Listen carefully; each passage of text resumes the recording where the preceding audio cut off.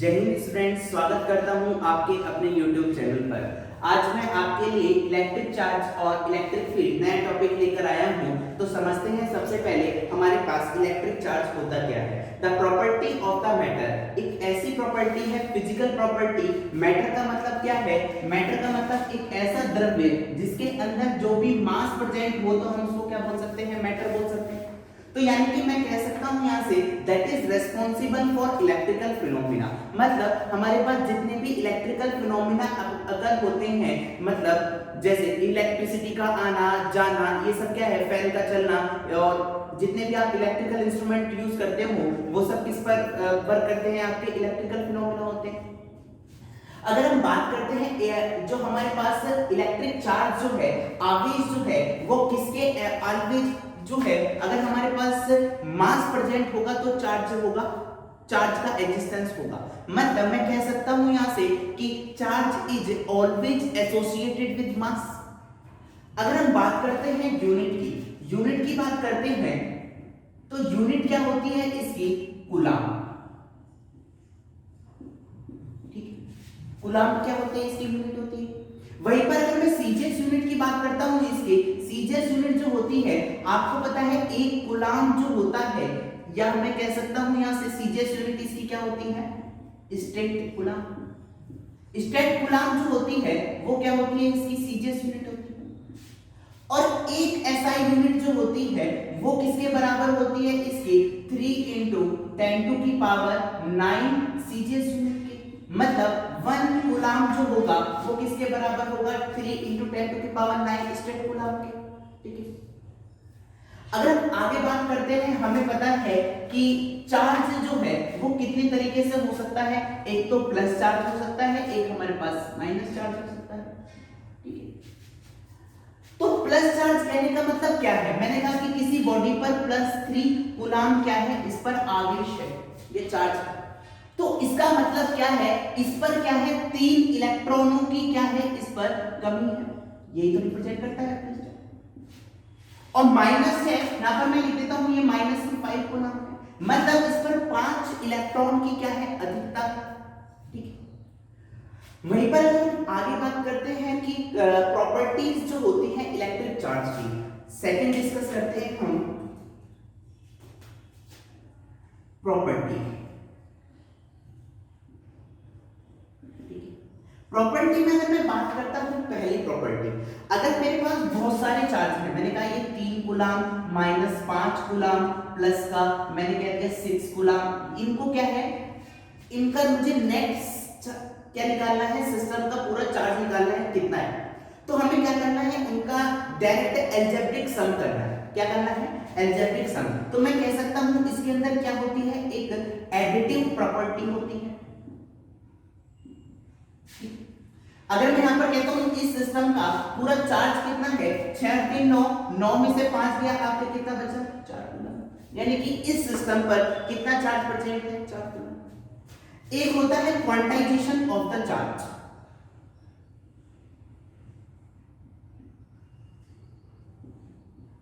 Quantization का मतलब क्या होता है कि अगर मैंने लिखा है Q बराबर ±n × E, ये क्या? मतलब कहने का मतलब क्या है? यहाँ n बराबर n belongs to 1 2 3 and so on. अगर मैं बात करता हूं तो मेरे पास ये जो क्वांटाइजेशन का मतलब क्या है? चार्ज जो है वो आपकी क्या होगी? एक डेफिनेट जो है इंटीजर वैल्यू होगी। क्या होगी? Integer value. कहने का मतलब क्या है? कभी भी आपने ऐसा नहीं सुना होगा कि इसके ऊपर 1/2 कूलाम आवेश या -1/2 कूलाम आवेश है। कभी सुना है? नहीं सुना। पर हम बात करते हैं, आपने ये जरूर सुना होगा +3 कूलाम, -5 कूलाम। ठीक है, यानी कि मैं कह सकता हूं कि हमारे पास जो चार्ज होगा वो हमेशा कैसा प्रेजेंट होगा? एक इंटीजर वैल्यू में प्रेजेंट होगा। ठीक है, आगे बात करते हैं हम। आपको पता है कि चार्ज के जो फॉर्मूले होते हैं, चार्ज का एक फॉर्मूला क्या होता है? Q बराबर I × T। ये भी सुना होगा। मतलब हमारे पास I यहां पर रिप्रेजेंट क्या करता है? करंट को, और T क्या रिप्रेजेंट करता है? यहाँ पर टाइम को रिप्रेजेंट करता है। ठीक है, आगे बात करते हैं हम चार्ज जो है थर्ड, ये हो गया फोर्थ पॉइंट। फोर्थ पॉइंट की हमने 3 पॉइंट डिस्कस करे थे, फोर्थ पॉइंट डिस्कस करता हूं। चार्ज हमेशा कंजर्व रहता है। कैसा रहता है? कंजर्व। कंजर्व कहने का मतलब क्या है कि अगर एक बॉडी से दूसरी बॉडी पर चार्ज जा सकता है, मतलब एक स्थान से दूसरे स्थान तक क्या कर सकता है? ट्रांसफर कर सकता है, पर उसका एग्जिस्टेंस जो है वो कभी भी खत्म नहीं हो सकता। तो मैं कह सकता हूं चार्ज जो है वो आपकी हमेशा कैसे रहती है? संरक्षित रहता है। ठीक है, मैं पर मैंने डिस्कस करा कि चार्ज मेरा क्या होता है? Always associated with mass. मतलब चार्ज जो है मैं लिख सकता हूं always associated with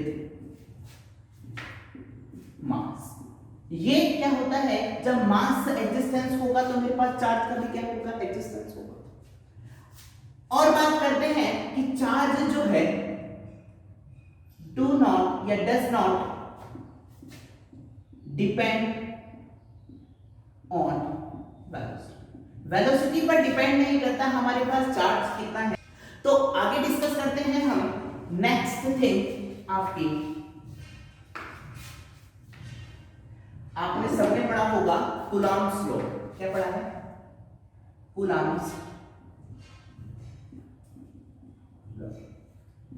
लॉ क्या कहता है? कूलॉम्स लॉ ये कहता है कि जब मेरे पास 2 पॉइंट चार्ज होते हैं और कुछ डिस्टेंस पर रखे हुए हैं तो इनके बीच में एक इलेक्ट्रोस्टैटिक फोर्स वर्क करता है। मतलब दो स्टेशनरी पॉइंट चार्ज के बीच में हमारे पास कौन सा फोर्स वर्क करता है? Electrostatic force. जिन्होंने कहा, इन्होंने ये कहा कि हमारे पास जो फोर्स होता है वो डायरेक्टली प्रोपोर्शनल होता है इनके चार्ज के मल्टीपल और इनवर्सली प्रोपोर्शनल होता है स्क्वायर ऑफ द डिस्टेंस। अगर मैं प्रोपोर्शनलिटी हटाता हूं तो प्रोपोर्शनलिटी हटाऊंगा, एक कांस्टेंट ऐड करूंगा जिसे मैंने लिखा है 1/4 पाई एप्सिलॉन नॉट। ठीक है, आपको पता है कि 1/4 पाई एप्सिलॉन नॉट ये क्या होती है? एक्सपेरिमेंटल वैल्यू है और इसका मान कितना होता है? 1/4 पाई एप्सिलॉन नॉट का कितना होता है? 9 × 10⁻⁹। यहां पर k जो है, k क्या रिप्रेजेंट करता है? k रिप्रेजेंट करता है आपका डाइलेक्ट्रिक कांस्टेंट। क्या रिप्रेजेंट करता है? Dielectric constant of medium. मतलब मीडियम का रिप्रेजेंट करता है कि अगर मेरे पास एयर होगा, चार्ज कहां पर प्रेजेंट है ये रिप्रेजेंट करता है। अगर एयर होगा तो k बराबर कितना हो जाएगा? एयर और वैक्यूम के लिए 1। अगर मैं बात करता हूं मेटल के लिए बात करता हूं तो मेटल के लिए कितना होता है आपका? इंफिनिटी। ठीक है, और मैं बात करता हूं आपके कोई और नॉन वैल्यू होंगी तो वो आप कहां से लेके कहां तक लाई करेगा? आपका इंफिनिटी 1 से लेकर इंफिनिटी तक ये तो लाई करेगा। ठीक, अब जो है एक है एप्सिलॉन नॉट। एप्सिलॉन नॉट होता है आपका परमिटिविटी ऑफ वैक्यूम। क्या बोलते हैं इसे? Permittivity of vacuum. मतलब निर्वात की विद्युतशीलता। क्या बोलते हैं इसे? निर्वात की विद्युतशीलता। इसका जो मान होता है वो कितना होता है आपका? 8.85 × 10⁻⁻⁻12। अगर हम यूनिट की बात करते हैं तो मुझे एप्सिलॉन नॉट की यूनिट चाहिए। क्या चाहिए? एप्सिलॉन नॉट की यूनिट चाहिए। तो ये क्या हो जाएगा आपका? Coulomb square. ये कितना हो जाएगा? न्यूटन। तो ये कितना हो जाएगा आपको? एप्सिलॉन नॉट इधर लिया तो कूलॉम स्क्वायर पर न्यूटन मीटर स्क्वायर, ये हो जाएगी आपकी यूनिट किसकी? Epsilon not.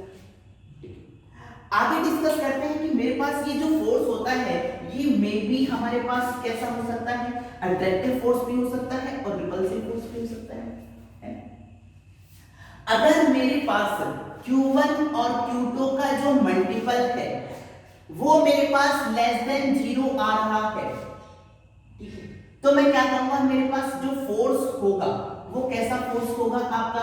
अगर मेरे पास लेस देन मतलब नेगेटिव है, ठीक है, अगर मेरे पास नेगेटिव वैल्यू है तो ये फोर्स अट्रैक्टिव फोर्स कैसा होगा आपका? ये अट्रैक्टिव फोर्स, क्योंकि ये दोनों क्या है? अलग अलग नेचर के हैं। अगर मेरे पास ये प्लस है, ये वाला क्या होगा? माइनस होगा। और प्लस और माइनस ये क्या करते हैं? आप एक दूसरे को क्या करते हैं? अट्रैक्ट करते हैं। ठीक है, अगर मैं कह रहा हूं Q1 और Q2 जो है वो आपकी क्या है? ग्रेटर देन Q2, मतलब Q1 भी प्लस है, Q2 भी प्लस है, तो ये दोनों फोर्स कैसा होगा? भाई आपका रिपल्सिव फोर्स होगा। ये चीज समझ में? ठीक है, अगर हम आगे स्टार्ट करते हैं हम continuous distribution of the charge, मतलब आवेश का जो है वो वितरण कैसे होगा, ये चीज को हम बात करते हैं। अगर मैं एक लाइन पर चार्ज को डिस्ट्रीब्यूट कर रहा हूं, एक लाइन पर, तो हम लिखते हैं उसको क्या बोलते हैं, आपका लीनियर चार्ज डिस्ट्रीब्यूशन। क्या बोलते हैं इसको? Linear charge distribution. Linear charge distribution जो होता है वो किससे शो करा जाता है? लैम्डा से। रेखीय आवेश घनत्व बोलते हैं। क्या बोलते हैं इसे? रेखीय आवेश घनत्व। लैम्डा बराबर होता है आपका Q अपॉन L, मतलब कितने यूनिट लेंथ पर आपने कितना चार्ज डिस्ट्रीब्यूट करा है। इसकी यूनिट की बात कर लेते हैं, यूनिट क्या हो जाएगा इसका? Coulomb per metre. सेकंड बात करते हैं हम surface charge distribution. Surface charge distribution जो होता है वो क्या होता है, एक सरफेस पर एरिया पर डिस्ट्रीब्यूट होता है, तो मैं इसको क्या बोलता हूं? Surface charge distribution. मतलब पृष्ठीय आवेश जो वितरण है, जो पृष्ठीय आवेश वितरण जो है उसको हम किससे शो करते हैं? सिग्मा से। सिग्मा बराबर होता है आपका Q अपॉन A। ठीक है, वहीं पर अगर हम बात करते हैं थर्ड क्या होता है आपका? Volume charge distribution. वॉल्यूम का मतलब क्या है? अगर मैं पूरे वॉल्यूम पर चार्ज को डिस्ट्रीब्यूट कर रहा हूं तो मेरे पास कैसा होगा? वॉल्यूम चार्ज, आयतन आवेश घनत्व। तो आयतन आवेश वितरण जो है इसको हम शो करते हैं रो से। रो बराबर जो होता है वो क्या होता है? Q upon volume. Q क्या है यहाँ पर? कूलम, और ये क्या हो जाएगा आपका? पर मीटर। तो आगे डिस्कस करते हैं हम, ये हो गए हमारे पास continuous distribution of the charge. अब बात करते हैं हम इलेक्ट्रिक फील्ड लाइंस। किसकी बात करते हैं? Electric field lines. Next topic discuss करते हैं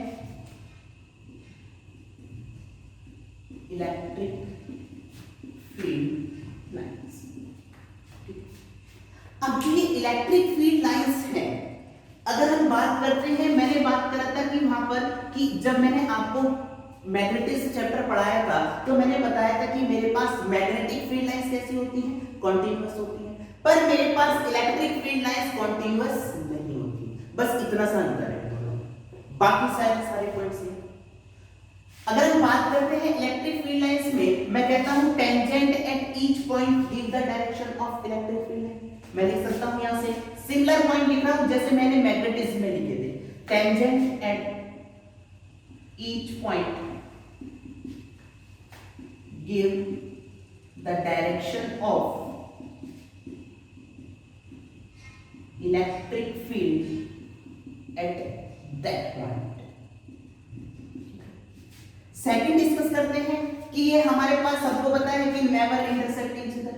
अगर इंटरसेक्ट करेंगी तो क्या होगा? उस इंटरसेक्ट पॉइंट पर दो क्या हो सकती है? रेखाएं खींची जा सकती है, दो स्पर्श रेखाएं, जो क्या है आपकी असंभव है। थर्ड बात करते हैं हम, हमारे पास जो इलेक्ट्रिक फील्ड लाइंस कैसी होती हैं? डिसकंटिन्यूअस होती हैं। डिसकंटिन्यूअस कहने का मतलब क्या है? बस यही इंपॉर्टेंट पॉइंट है आपका। डिसकंटिन्यूअस कहने का मतलब ये है कि मेरे पास अगर यहाँ पर एक प्लस चार्ज है, एक है माइनस चार्ज। प्लस से क्या होंगी मेरे पास? अवे। प्लस चार्ज से कैसी होंगी? अवे। प्लस चार्ज से कैसी होंगी मेरे पास? इलेक्ट्रिक फील्ड की डायरेक्शन अवे, दूर।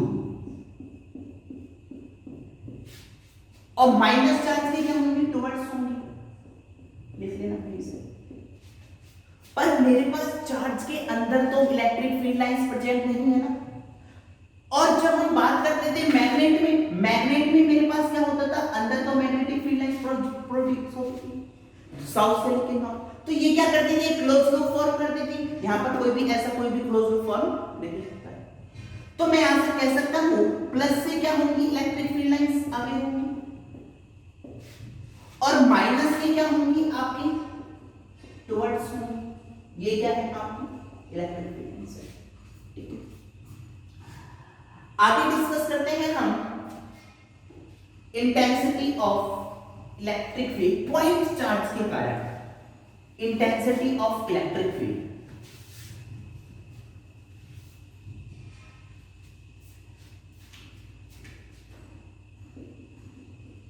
Electric field.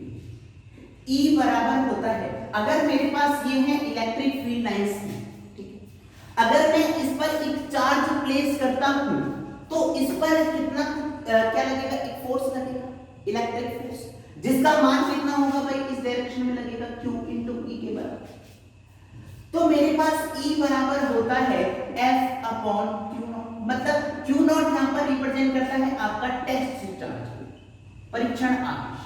मतलब कहने का मतलब क्या है, एक टेस्ट चार्ज को जब इलेक्ट्रिक फील्ड के अंदर रखा जाता है तो उस पर कितना फोर्स एक्टिव हो रहा है, तो वहां पर क्या होगा, वो इलेक्ट्रिक फील्ड लाइंस को डिनोट करेगा। अगर हम इसकी यूनिट की बात करते हैं, फोर्स का यूनिट क्या हो जाएगा आपका न्यूटन, और कूलाम्ब का Q का क्या हो जाएगा, coulomb.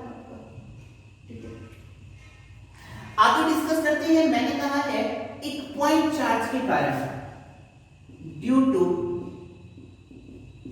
Point charge electric field की वैल्यू। ठीक है, हमें पता है एक प्लस चार्ज के कारण मुझे क्या करना है, P पॉइंट पर क्या लिखना है, इलेक्ट्रिक चार्ज फील्ड की वैल्यू लिखनी है। तो इलेक्ट्रिक फील्ड की वैल्यू कहां से लिखेंगे, यहां से। ठीक है, तो हमें करना क्या है, यहां पर मैंने कहा है कि यहां पर क्या है, E बराबर F अपॉन Q0। तो F अपॉन Q0 E बराबर, मैं क्या लिखूंगा, F क्या लगेगा यहाँ पर, एक कोई ना कोई मैंने हमारे लिए कोई परीक्षण आवेश रखा था Q0।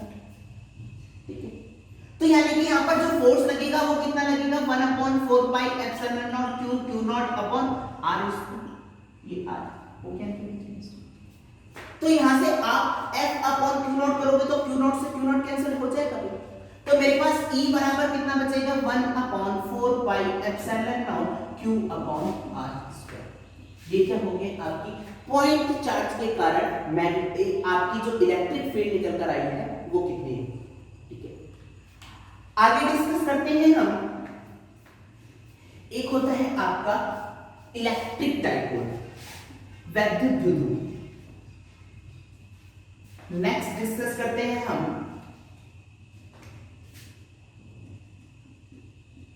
Electric dipole. Electric dipole क्या होता है, जब हमारे पास दो सेम आवेश मैग्नीट्यूड में कैसे होने चाहिए, सेम, और मेरे पास जो इनका जो एक होगा प्लस तो दूसरा कैसा होना चाहिए, माइनस, कुछ स्मॉल डिस्टेंस पर रखे होते हैं, इसको हम क्या बोलते हैं, पूरे सिस्टम में इलेक्ट्रिक डाइपोल बोलते हैं। जैसे अगर हम बात करते हैं इलेक्ट्रिक डाइपोल का HCl, H पर क्या होगा प्लस, इस पर क्या होगा माइनस, तो ये क्या, जितने भी आपके पोलर मॉलिक्यूल्स जो होते हैं वो सब क्या होते हैं, आपके इलेक्ट्रिक डाइपोल की तरह बिहेव करते हैं। वाटर क्या होता है, इलेक्ट्रिक डाइपोल की तरह। अब हम आगे डिस्कस करते हैं इलेक्ट्रिक डाइपोल क्या होता है, P। इसमें हम क्या करेंगे, किसी भी एक चार्ज का मैग्नीट्यूड और उनके बीच की जो डिस्टेंस है वो क्या हो जाएगा, मेरे पास P के बराबर हो जाएगा। तो यहां से मैं लिख सकता हूं P बराबर 2QL के बराबर। ये होता है आपका इलेक्ट्रिक डाइपोल। अगर हम यूनिट की बात करते हैं, यूनिट क्या हो जाएगी इसकी, कूलाम्ब इनटू मीटर। Q का क्या हो जाएगा, कूलाम्ब, और L का क्या हो जाएगा, मीटर। अब हम क्या करते हैं, एक इलेक्ट्रिक डाइपोल की वजह से एक एक्सियल पोजीशन और इक्विलेटरल पोजीशन पर इलेक्ट्रिक फील्ड की वैल्यू निकालते हैं। क्या करते हैं, इलेक्ट्रिक फील्ड की वैल्यू। मैं क्या करने जा रहा हूं, इलेक्ट्रिक फील्ड की वैल्यू निकालने जा रहा हूं इलेक्ट्रिक डाइपोल की वजह से। पहले पॉइंट डिस्कस करता हूं, केस 1 एक्सियल पोजीशन। अगर मेरे पास ये कुछ है आपका इलेक्ट्रिक डाइपोल, ठीक है, ये प्लस हो गया, ये माइनस हो गया, इनके बीच की डिस्टेंस कितनी हो गई, 2l, और यहां से मैंने कहा कुछ x डिस्टेंस पर है या r डिस्टेंस पर आपको क्या करना है, इस डाइपोल की वजह से P पॉइंट पर इलेक्ट्रिक फील्ड की वैल्यू निकालनी है। अगर मुझे इस पॉइंट पर क्या करना है, इलेक्ट्रिक फील्ड की वैल्यू निकालनी है, आपको पता है Q1 चार्ज के कारण P पॉइंट पर इलेक्ट्रिक फील्ड की डायरेक्शन क्या होगी, अवे। मैंने क्या कहा था, प्लस से क्या होती है, अवे, तो यानी कि प्लस Q के कारण क्या होगी, E1 की डायरेक्शन, और माइनस Q के कारण क्या हो जाएगी, इसकी डायरेक्शन हो जाएगी। ये कितने हो जाएगी, तो यानी कि E1 और E2 क्या है, अपोजिट डायरेक्शन में। तो E नेट जो है वो आपका क्या आ जाएगा, E1 माइनस का E2। यहां से हम E निकालते हैं, वो कितना आता है आपका 1/4 pi epsilon not 2p/r। Derivation भी लिख दी, ये हो गई आपकी एक्सियल पोजीशन। अब मैं बात कर रहा हूं, मैंने कहा कि मैंने ये एक्सियल पोजीशन ली है, आप कह सकते हो ये वाला पॉइंट जो है P पॉइंट आप इसके इक्विलेटरल पोजीशन पर लोगे। जब आप इसकी इक्विलेटरल पोजीशन पर लोगे, देखना जरा ध्यान से, मुझे पता है प्लस चार्ज के कारण क्या होगी, इलेक्ट्रिक फील्ड की डायरेक्शन क्या होगी भाई, अभी कर सकते हैं, ये हो गई प्लस चार्ज के कारण, ठीक, ये हो गया E1। मैंने कहा ये थीटा है, तो ये वाला भी कितना हो जाएगा आपका थीटा। तो अगर मैं इसके कंपोनेंट में ब्रेक करता हूं तो ये कितना हो जाएगा E1 cos थीटा, और ये वाला कितना हो जाएगा E1 sin थीटा। ये किसके कारण लिखा है मैंने, प्लस चार्ज के कारण। अगर मैं बात करता हूं, मैंने प्लस चार्ज के कारण ये लिखा, अगर मैं बात करता हूं माइनस चार्ज के कारण क्या होगी, टुवर्ड्स, ये क्या हो जाएगी इनटू, और ये वाला एंगल भी कितना हो जाएगा थीटा, जेड बन रहा है। तो यहां पर E2 ये वाला कितनी हो जाएगी, इसके कंपोनेंट में ब्रेक करेंगे तो E2 cos थीटा, और ये वाला क्या हो जाएगा आपका E2 sin theta. E2 sin theta और E1 sin थीटा ये दोनों आपस में एक दूसरे को क्या कर देंगे, कैंसिल आउट कर देंगे। तो यहां से अगर मैं क्या बात करता हूं, इक्विलैटरल पोजीशन पर बात करता हूं, अगर मैं इक्विलैटरल पोजीशन पर E नेट की बात करता हूं तो ये कितना हो जाएगा E1 cos थीटा प्लस का E2 cos थीटा, दोनों सेम डायरेक्शन, ये दोनों कंपोनेंट तो भाई एक दूसरे को क्या कर देंगे, कैंसिल आउट कर देंगे। तो यहां से हम निकालते हैं E बराबर जो आपका आता है 1/4 पाई एप्सिलॉन नॉट p/r3। ये हो गया आपकी इक्विलैटरल पोजीशन पर, ये हो गया आपके एक्सियल पोजीशन पर, ठीक है। आगे स्टार्ट करते हैं इलेक्ट्रिक पोटेंशियल अर्थात वैद्युत विभव। वैद्युत विभव क्या होता है, जब आप एक पॉजिटिव या परीक्षण आवेश को इलेक्ट्रिक फील्ड के अंदर लाते हो, कहां से, इन्फिनिटिव से। जब आप इन्फिनिटिव से इलेक्ट्रिक फील्ड के अंदर लाओगे तो आपको कुछ ना कुछ क्या करना पड़ेगा, वर्क करना पड़ेगा। तो ये जो वर्क होता है, ये जो वर्क होता है वो क्या होता है हमारे पास इलेक्ट्रिक फील्ड के फॉर्म में, पोटेंशियल के फॉर्म में रिप्रेजेंट होता है। तो यहां से V बराबर मैं लिखता हूं यहां से W/Q0। यहां पर मैं क्या कर रहा हूं, एक परीक्षण आवेश को, यानी कि एक परीक्षण आवेश को इन्फिनिटिव से इलेक्ट्रिक फील्ड के अंदर लाने में जो कार्य करना पड़ रहा है वो क्या हो जाएगा आपका इलेक्ट्रिक पोटेंशियल के बराबर। इलेक्ट्रिक पोटेंशियल की जो वो हमारे पास यूनिट हो जाएगी, W क्या हो जाएगा आपका जूल, और ये क्या हो जाएगा आपका कूलम। वहीं पर अगर हम डायमेंशन की बात कर लेते हैं, डायमेंशन की बात करते हैं, W क्या है, एनर्जी है, और एनर्जी का मैंने आपको बता रखा है भाई mL/T-2। आग बंद करो, mL/T-2। Q बराबर क्या हो जाएगा आपका A2। तो यहां से आपका डायमेंशन फॉर्मूला क्या निकल कर आया, mL/T-3 A-1। ये क्या है आपका dimension formula of electric potential. आगे डिस्कस करते हैं हम एक पॉइंट चार्ज के कारण, किसके कारण, एक पॉइंट चार्ज के कारण हमारे पास जो इलेक्ट्रिक पोटेंशियल होता है उसका मान कितना होता है, एक पॉइंट चार्ज के कारण। यहां पर मैं लिख रहा हूं इलेक्ट्रिक पोटेंशियल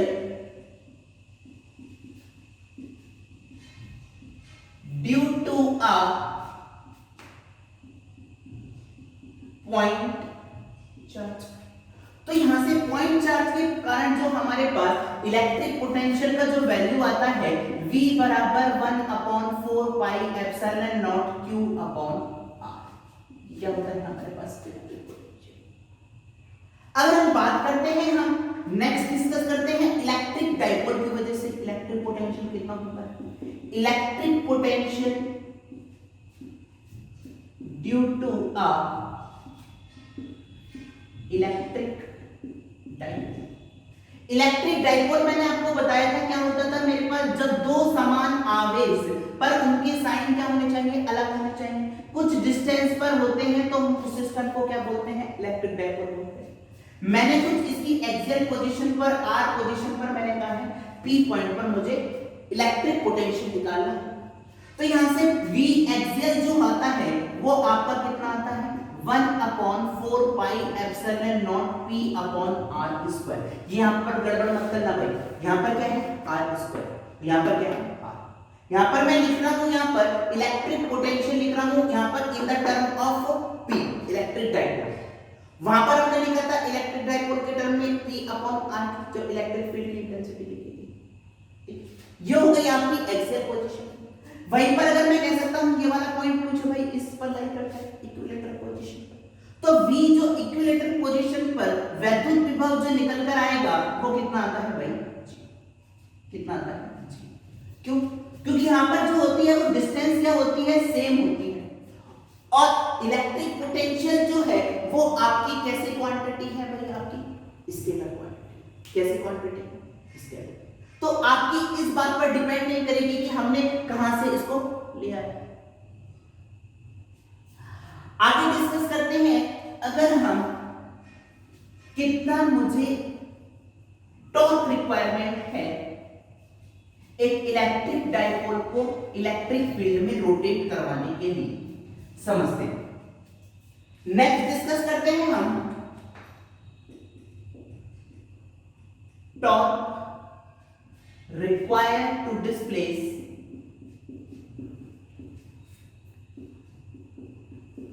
इलेक्ट्रिक डाइपोल। अगर मैं क्या कर रहा हूं इलेक्ट्रिक फील्ड के अंदर एक इलेक्ट्रिक डाइपोल को क्या कर रहा हूं रोटेट करवा रहा हूं, तो मुझे कुछ ना कुछ वर्क करना पड़ेगा। मैंने कहा ये है आपका माइनस चार्ज, ये है आपका प्लस चार्ज। यहां पर जो फोर्स लगेगा F बराबर QE, यहां पर जो फोर्स लगेगा अपोजिट डायरेक्शन में कितना लगेगा F बराबर QE। इनका जो मैग्नेट मैंने कहा है इनके बीच की लेंथ है 12, कितनी है 12, और ये जो है ये इंक्लाइंड है कितने एंगल पर थीटा एंगल। तो ये वाला डिस्टेंस कितना हो जाएगा भाई इसके बीच में, ये कितना हो जाएगा आपका आप 2L sin थीटा लगाना भाई इससे। तो हमारे पास क्या है मैग्नीट्यूड में क्या है सेम फोर्स है और कुछ डिस्टेंस पर एक्ट कर रहे हैं, तो वो क्या क्रिएट करेंगे एक टॉर्क।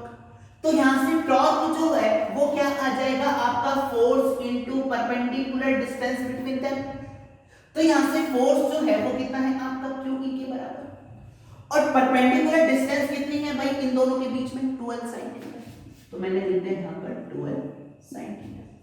ठीक है, हमने आपको बताया था इलेक्ट्रिक डाइपोल जो होता है P बराबर 2QL, तो यहां से 2QL ये चीज तो भाई आपकी P बन गई। तो यहां से टाउ बराबर आपका आ गया क्या PE sin थीटा लिख सकता हूं, या मैं इसको लिख सकता हूं टाउ वेक्टर बराबर P vector cross E vector.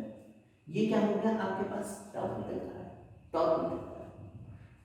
अगर मुझे यहीं पर निकालना होता वर्क, क्या निकालना होता वर्क, अगर मैं टॉर्क, हमने यहां टॉर्क की बात करी है, आगे डिस्कस कर रहा हूं मैं आपसे वर्क कि वर्क कितना रिक्वायरमेंट है उसको डिस्प्लेस करने के लिए। अगर ये थीटा 1 पोजीशन है, मैं कुछ इसको इस पोजीशन पर ला रहा हूं, तो मुझे कितना वर्क रिक्वायरमेंट है। तो निकालते हैं, ये सिमिलर निकालना हूं भाई जैसे मैंने मैग्नेटिज्म में करा था वैसे ही लिखा था। वहां पर मैंने क्या लिखा था भाई, वहां पर क्या लिखा था टॉर्क क्या लिखा था M क्रॉस B। वहां पर क्या था आपका मैग्नेटिक मोमेंट था, और यहां पर B क्या है आपकी मैग्नेटिक फील्ड की वैल्यू। यहां पर क्या है इलेक्ट्रिक फील्ड प्रेजेंट, तो B की जगह क्या रिप्लेस करना है E, और M की जगह रिप्लेस करना है इलेक्ट्रिक डाइपोल रिप्लेस करना है। ठीक है, आगे डिस्कस करते हैं हम कितना वर्क रिक्वायरमेंट है, क्या है वर्क कितना रिक्वायरमेंट है। तो वर्क जो है वो हम कैसे निकालते हैं, W बराबर integration of tau into D theta. Tau बराबर हमने लिखा था वहां पर जनरल फॉर्मूला क्या लिखा था PE sin theta into D theta, theta 1 से लेकर थीटा 2। तो जब आप इसका इंटीग्रेशन करोगे, सिमिलर इंटीग्रेशन है भाई जैसा वहां पर हमने करा था मैग्नेटिज्म, रिलेट करके पढ़ा रहा हूं। तो यहां से PE बराबर कितना हो जाएगा integration of sin theta D theta, theta 1 से थीटा 2। यहां से W बराबर आपका आ जाएगा PE cos theta 1 minus cos theta 2। अगर मेरे पास ये इलेक्ट्रिक डाइपोल कैसा प्लेस था, मैंने कहा पहले ऐसे प्लेस था हॉरिजॉन्टल। हॉरिजॉन्टल जब प्लेस था तो मेरे पास थीटा 1 कितना हो जाएगा भाई आपका 0। जब थीटा 1 0 हो जाएगा तो W बराबर क्या आ जाएगा, PE cos थीटा 1 0 रखोगे 1 हो जाएगा 1 माइनस का cos थीटा। ये आपने सुन रखा होगा। तो आगे स्टार्ट करते हैं relation between electric field and electric potential. जो E बराबर होता है माइनस का dV अपॉन dt, ये है भाई रिलेशन आपका डिफरेंशियल फॉर्मूला। अगर हम बात करते हैं यहाँ पर नेगेटिव साइन क्या शो करता है, नेगेटिव साइन ये शो करता है कि अगर आपके पास जो पोटेंशियल है, मैंने कहा यहाँ पर 40 है, यहाँ 30 है, यहाँ 30 है, तो इलेक्ट्रिक फील्ड की जो डायरेक्शन होगी वो कैसी होगी, आपकी decreasing order of the potential. इस बात को रिप्रेजेंट करते हैं तो मैं यहां से लिख सकता हूं negative sign shows that the direction of electric field always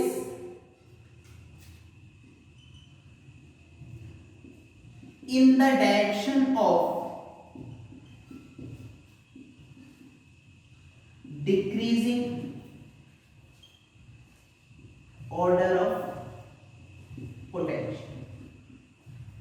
ठीक, हम क्या कर सकते हैं, अगर उसने E को आपको क्या कर दिया R के टर्म में दे दिया तो हमें क्या करना है, तो आपको सिमिलरली VdV बराबर EdR इंटीग्रेशन करना है।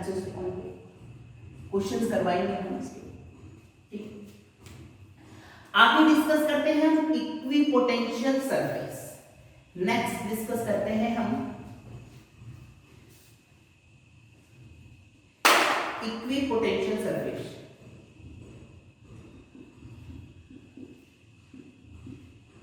इक्वी का मतलब ही समझ में आ रहा होगा आपको, इक्वी मतलब समान और पोटेंशियल मतलब विभव। ऐसा सरफेस जिस पर हमारे पास क्या हो, पोटेंशियल क्या हो, हमारे पास समान हो, ऐसे सरफेस को हम क्या बोलेंगे, इक्विपोटेंशियल सरफेस। मतलब किसी भी पॉइंट पर, तो मैंने कहा है कि वोल्टेज जो आपका पोटेंशियल जो है वो आपका क्या रहेगा, आपका सेम। ठीक है, तो इसको हम क्या बोलते हैं, इक्विपोटेंशियल सरफेस बोलते हैं। इसकी कुछ प्रॉपर्टी होती है। प्रॉपर्टी की अगर मैं बात करता हूं, पहली पॉइंट, अगर मैं एक चार्ज को एक पॉइंट से दूसरे पॉइंट पर ले जा रहा हूं, मतलब अगर मैं इक्विपोटेंशियल सरफेस पर एक चार्ज को वन पॉइंट से दूसरे पॉइंट पर ले जा रहा हूं, तो इस टाइम हमें कोई भी वर्क नहीं करना पड़ता। तो मैं कह सकता हूं there is no work done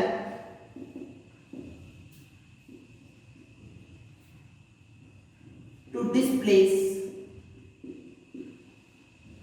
a charge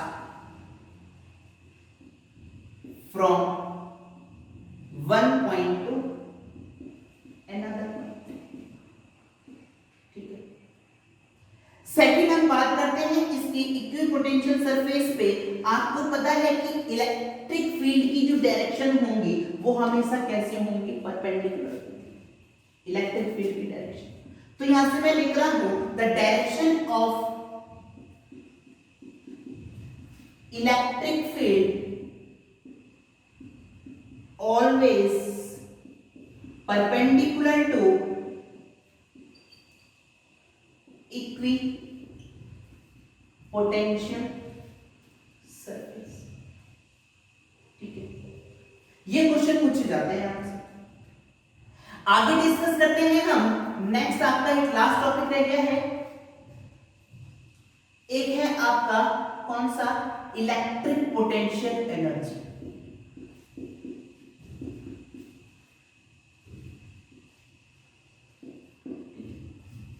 electric potential energy है क्या, जब आप एक चार्ज को इंफिनिटिव से इलेक्ट्रिक फील्ड के अंदर लाओगे तो आपको वर्क करना पड़ेगा।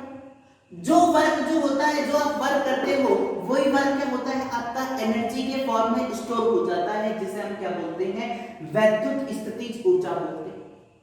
तो वैद्युत स्थितिज ऊर्जा जो होती है 1/4 पाई, अगर मैं Q1 और Q2 चार्ज के बीच में लिख रहा हूं तो आपको इसको साइन के साथ लेना है, ये करना है।